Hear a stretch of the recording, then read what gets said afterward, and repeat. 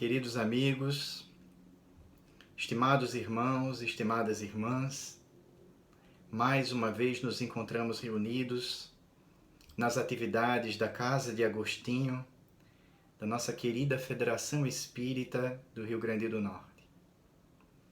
Com muita alegria que nos encontramos juntos, rogando a Jesus e aos queridos amigos que nos envolvam com o seu carinho, em especial em mais essa atividade, em que buscaremos refletir sobre os princípios básicos da doutrina espírita.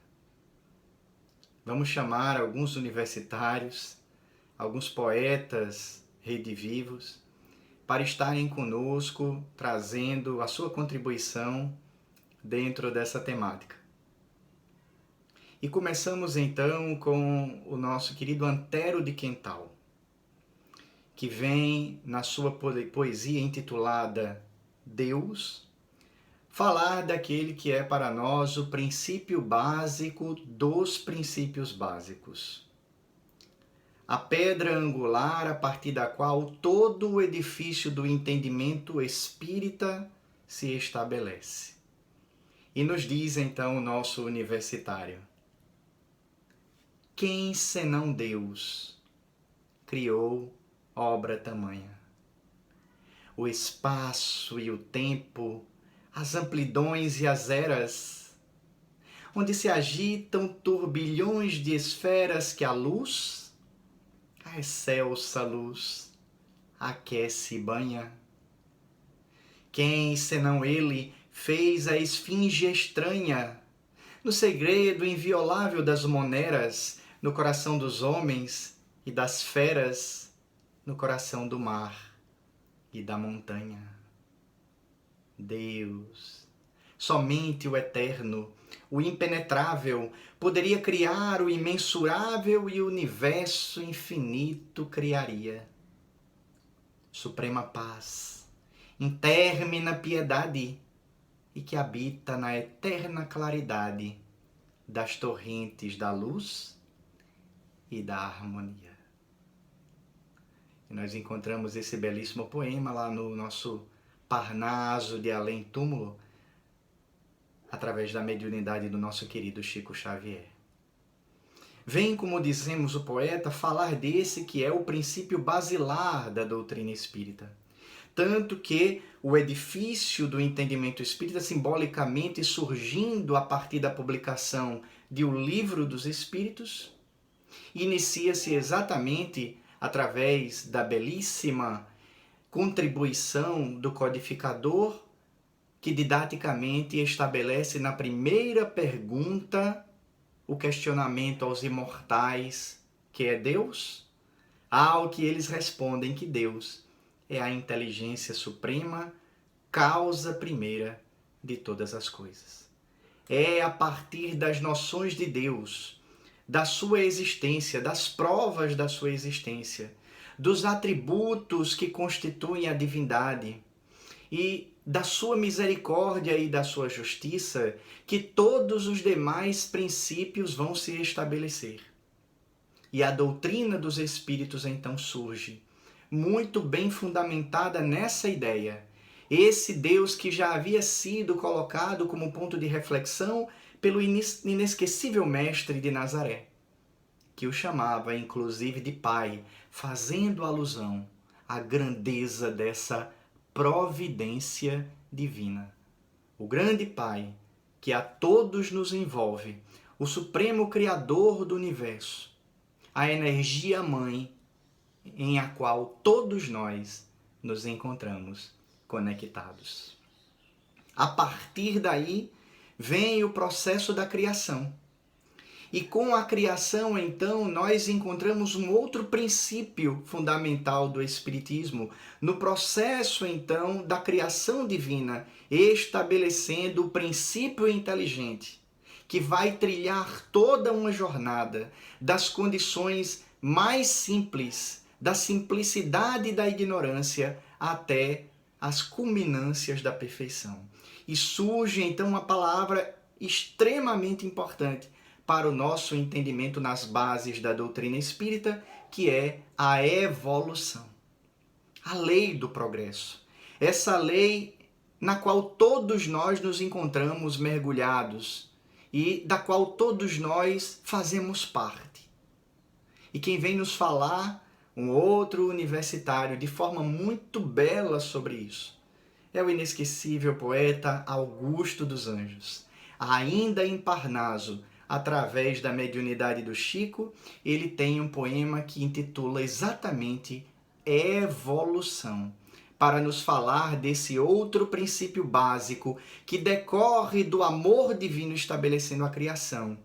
E nos diz Augusto, se devassássemos os labirintos dos eternos princípios embrionários, a cadeia de impulsos e distintos rudimentos dos seres planetários, tudo que a poeira cósmica elabora em sua atividade interminável, o anseio da vida, a onda sonora que percorre o espaço imensurável, veríamos o evolver dos elementos, das origens às súbitas asceses, transformando-se em luz, em sentimentos, no assombroso prodígio das esteses. No profundo silêncio dos inermes, inferiores e rudimentares, nos rochedos, nas plantas e nos vermes, a mesma luz dos corpos estelares. É que dos invisíveis microcosmos ao monólito enorme das idades, tudo é clarão da evolução no cosmos, imensidade das imensidades. Nós já fomos os germens de outras eras, enjaulados no cárcere das lutas. Viemos do princípio das moneras, buscando perfeições absolutas.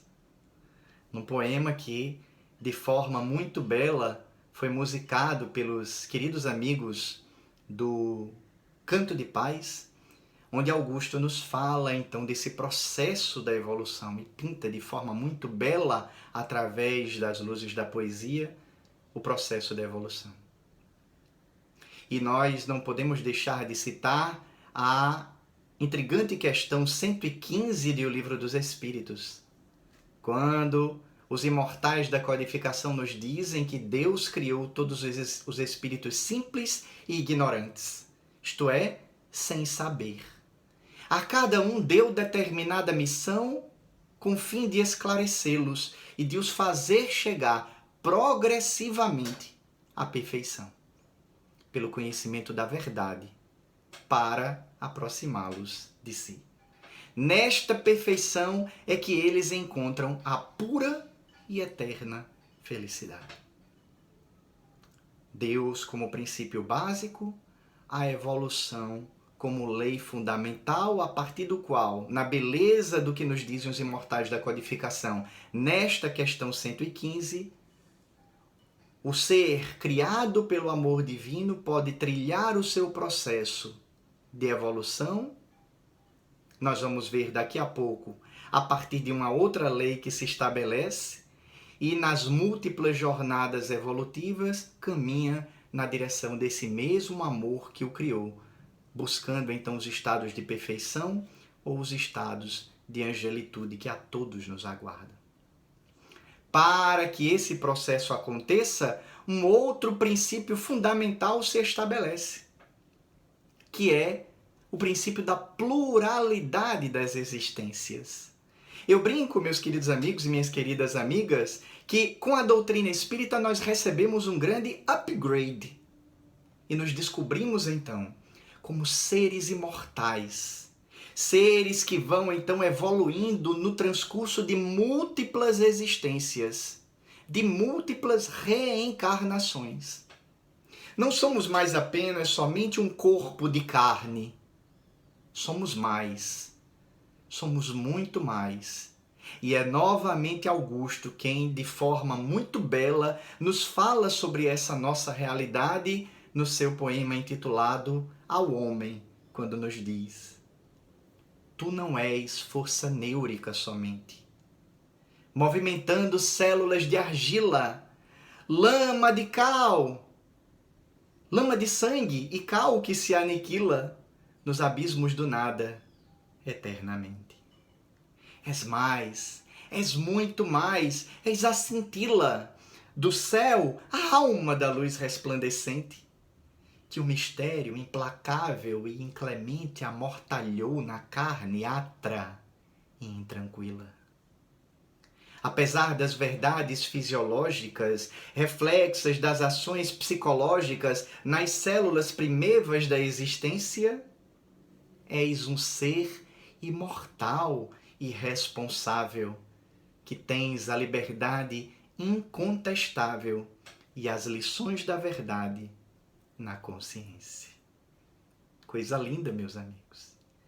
E aqui o poeta redivivo nos fala da imortalidade e também da lei de liberdade, dessa condição que a doutrina espírita nos apresenta de sermos nós mesmos os artífices do nosso destino, os construtores do nosso amanhã, a partir das nossas ações no presente.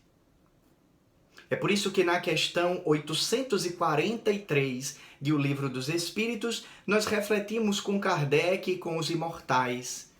Tem o homem o livre-arbítrio dos seus atos? Pergunta o codificador.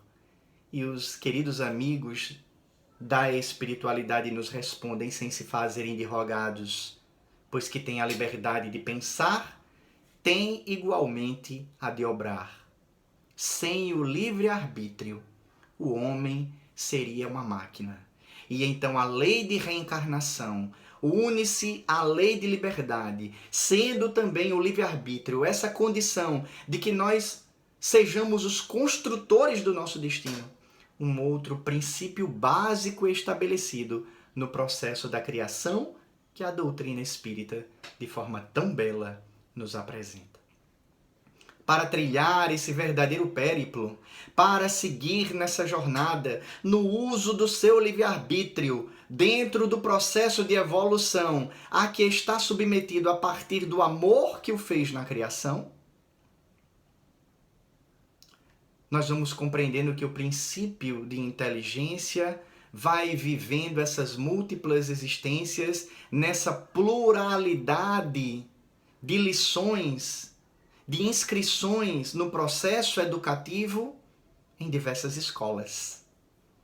E aí surge, então, um outro princípio fundamental da doutrina espírita, qual seja o da pluralidade dos mundos habitados. Com ele, nós descobrimos que nós somos viajantes do tempo e do espaço.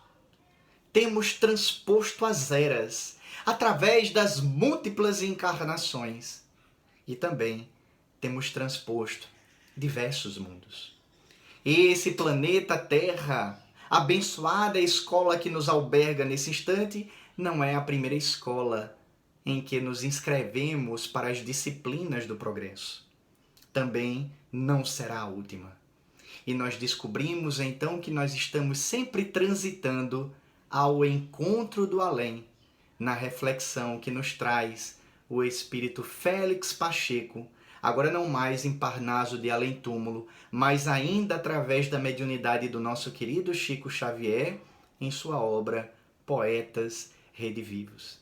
Vem nos falar sobre isso o poeta no seu poema O Encontro do Além, quando nos diz: homem, para um momento onde sonhas e esperas, para e contempla os céus no espaço de ala em ala. Fugem constelações, a vida canta e fala, pela tuba dos sóis, inflame as fotosferas. Há mundos autorais por divinas esferas, quais suspensos jardins entre lumos de opala. E além, no mais além, a sombra circunvala os planetas de dor. Em lágrimas susterás. Na imensidão do cosmo, o universo cintila. Não mergulhe no lodo, anjo preso na argila. Trabalha e aperfeiçoa, enquanto aprendes e erres. Cultiva paz e amor nos áureos tempos novos, e encontrarás em breve os lares doutros povos, para enlaçar cantando os irmãos de outras terras. Questão de número 55 de O Livro dos Espíritos. São habitados todos os globos que se movem no espaço? Sim. E o homem terreno está longe de ser, como o supõe, o primeiro em inteligência e em bondade e em perfeição. Entretanto, há homens que se têm por espíritos muito fortes e que imaginam pertencer a este pequenino globo o privilégio de conter seres racionais. Orgulho e vaidade julgam que só para eles Deus criou o universo. É impossível, pela lei das probabilidades, verificar a imensidão do espaço e imaginar que somente esse planetoide, como nos dizem os imortais da codificação, tenha tido o privilégio na criação de receber a vida inteligente. Nos esclarece então a doutrina espírita através do princípio básico da pluralidade dos mundos habitados, que há diversos mundos espraiados pelo universo, e onde nós muitas vezes observamos o vácuo ou não conseguimos enxergar a vida, ali existe o trabalho, existe a ação divina e a vida se estabelecendo em condições que talvez nós, terrícolas, não tenhamos capacidade ainda para compreender. Aliado à pluralidade das existências, a pluralidade dos mundos habitados, formando então esse outro princípio básico do Espiritismo. Avançando dentro desse entendimento, nós vamos percebendo que nessas múltiplas experiências, pelo uso do livre-arbítrio, uma outra lei fundamentalmente é muito estudada e debatida por nós nos arraiais espíritas. É a lei que estabelece dentro do processo evolutivo a responsabilização para o princípio inteligente pelo uso bom ou mal do seu livre-arbítrio. E nós vamos descobrir, então, no paralelo com uma lei física compreendida, que nós temos também nas questões morais a grande lei de ação e de reação, ou conforme nós estudamos, a lei de causa e efeito, que mostra então que pelo livre-arbítrio somos livres para agir. A semeadura, conforme nós estudamos nessa frase bem conhecida por todos nós, é livre. Mas a partir do momento em que nós plantamos a semente, nós nos creditamos então para colher os frutos. E se a semeadura é livre, a colheita é compulsória, a colheita é obrigatória. Se plantarmos boas sementes, colheremos bons frutos. Se plantarmos sementes equivocadas, colheremos frutos diretamente proporcionais a estas, portanto, equivocados. E aí vem o poeta do além, agora Silva Ramos, ainda em Poetas Redivivos e sempre através da sensibilidade do nosso querido Chico, nos falar então sobre a realidade da causa e do efeito, através de um exemplo poético, nesse poema intitulado por ele, Causa e Efeito. Bate, ordena o Senhor em subido mirante, ao capataz que espanca o escravo fugitivo. Bate mais, e o mísero cativo estorcega-se e geme ao látego triunfante. Esse vai, outro vem, a mesma voz troante, ao reboque feroz, o mesmo olhar altivo. Cada servo a tombar, padeça morto-vivo, cada corpo a cair, nunca mais se levante. morre o Senhor um dia. E espírito culpado, em pranto, roga a Deus, lhe corrija o passado, renasce e serve ao bem. Atormentado embora. Hoje, em leito fidalgo, a dor lhe impede a fala, sente no peito em fogo o rélio da senzala, e estorcega-se e geme ao câncer que o devora. E a partir da contribuição simbólica de um dos muitos exemplos de aplicação não único da lei de causa e efeito, nós vamos verificando mesmo que grande parte dos nossos sofrimentos e dos desafios que nós experimentamos nessa vida, notadamente as provas, especialmente as expiações, são um produto das lições que nós decidimos não aprender nas nossas experiências passadas e que voltam mais fortes na necessidade imperiosa do progresso, que é o princípio básico que nós já comentamos aqui em nossa prosa.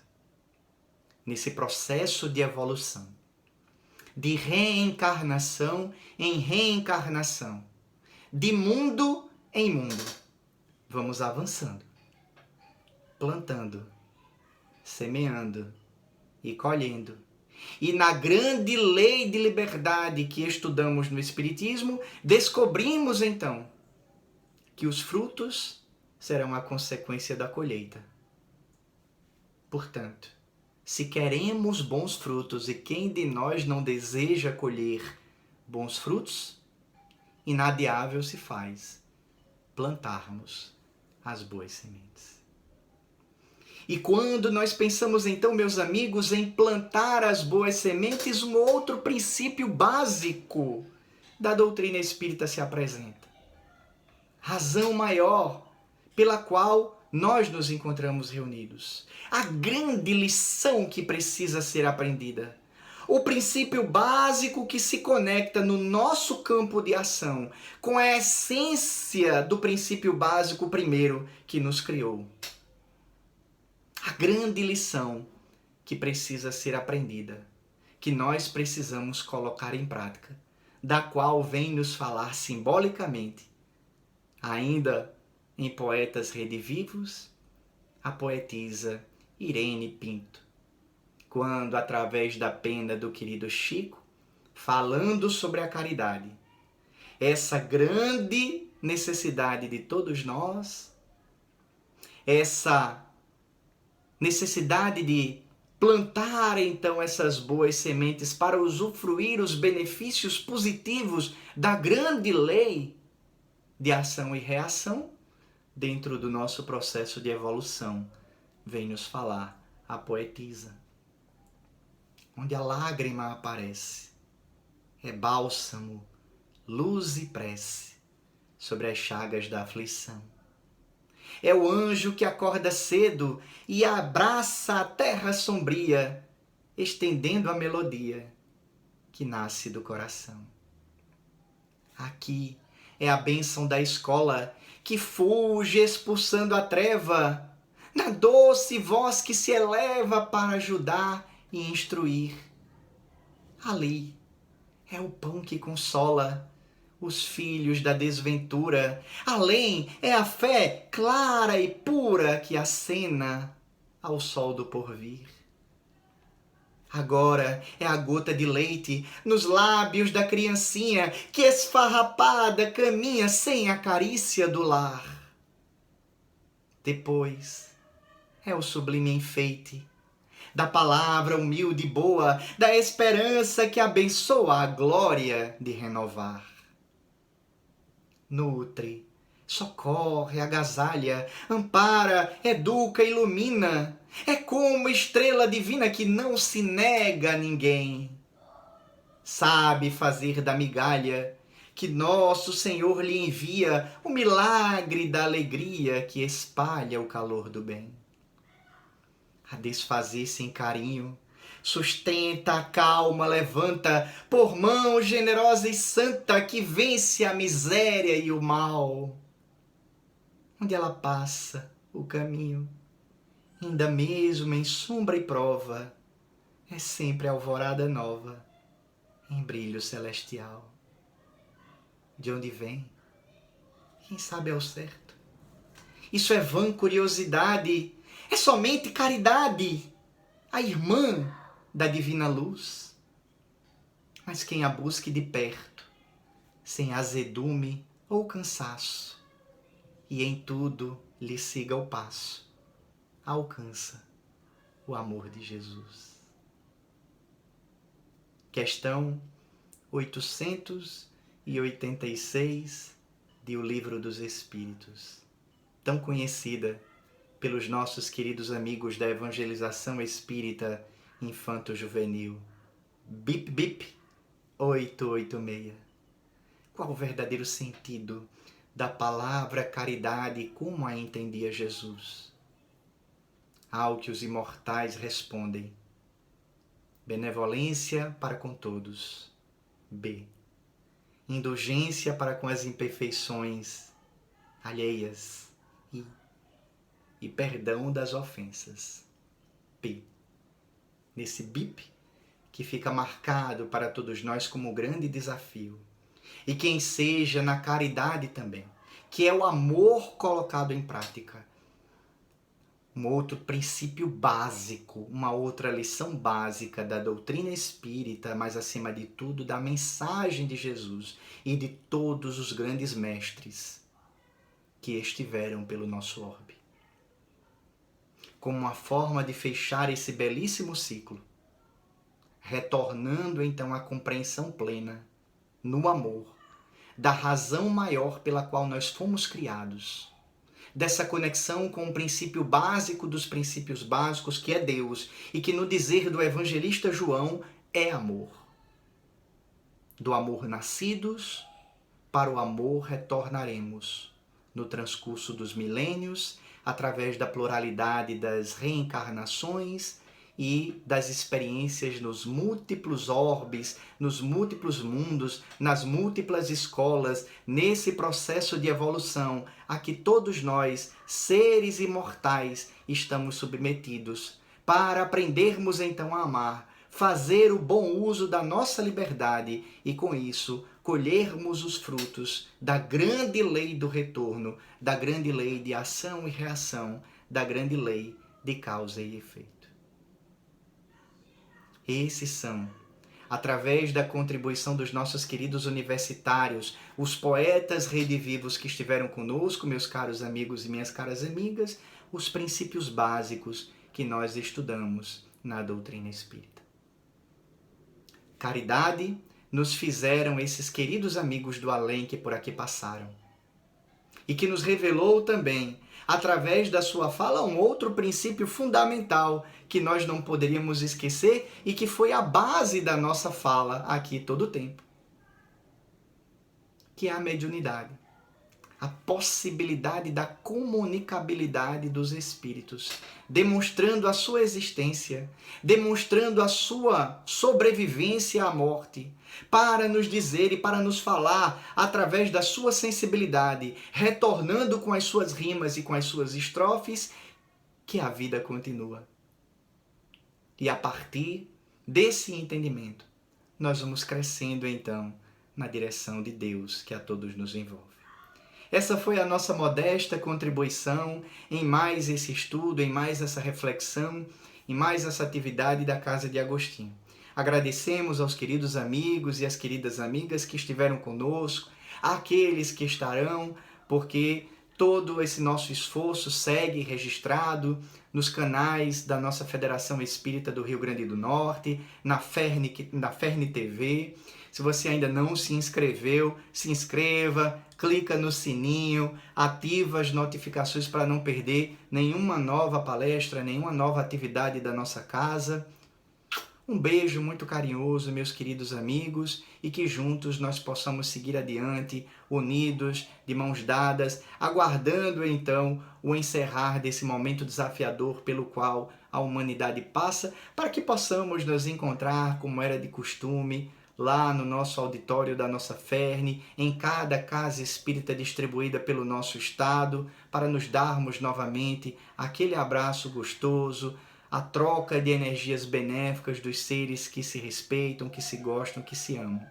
Que logo, logo nós possamos, enquanto humanidade, superar esse momento para estarmos juntos. Até lá, nos conectamos então como fizemos neste dia, através da magia da tecnologia, que nos conectou, que nos enlaçou virtualmente, e através dela eu quero dar para cada um de vocês o nosso abraço carinhoso, o nosso beijo. Fiquem em paz, muita luz, e que Jesus, o grande mestre que nos ensinou todos esses princípios que ora refletimos nessa noite, nos envolva com o seu carinho e com o seu amor. Fiquem com Deus, meus amigos.